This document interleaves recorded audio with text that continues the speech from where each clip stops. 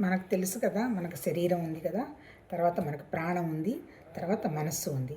శరీరానికి ఏమి ఇస్తాము? శరీరానికి కావాల్సింది ఏంటి? మంచి ఎక్సర్సైజ్ ఎక్కువ కావాలంటే ఏంటి? శరీరాన్ని కొంచెం శ్రమ పెట్టాలి.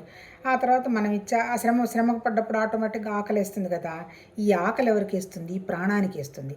అందుకని ప్రాణానికి ఏమి ఇవ్వాలి? మంచి నీళ్లు, ఆహారం ఇస్తామన్నమాట. ఆ తర్వాత మూడోది ఏంటి? మనలో ఉన్నది మళ్ళీ మన మనస్సు ఉంది. మనసుకి ఇచ్చేది కూడా ఆహారం. ఎట్లాంటి ఆహారం ఇస్తాము?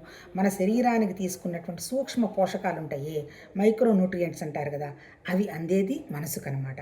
అందుకని మన మనసు మంచిగా ఉండాలి అంటే మంచి పోషకాలు ఉన్న ఆహారం కూడా తీసుకోవాలి. అంటే ఏంటి?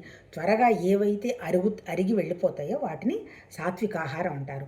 ఆ సాత్విక ఆహారం వల్ల మన మనసు బాగుంటుంది. అందుకంటే ఎప్పుడైతే మన మనసు మంచిగా ఉంటుందో, ఎప్పుడు నిద్ర లేవాలంటే అప్పుడు నిద్ర లేస్తాము, ఏం తినాలో అది తినగలుగుతాము, ఏం చేయాలంటే చేస్తాం.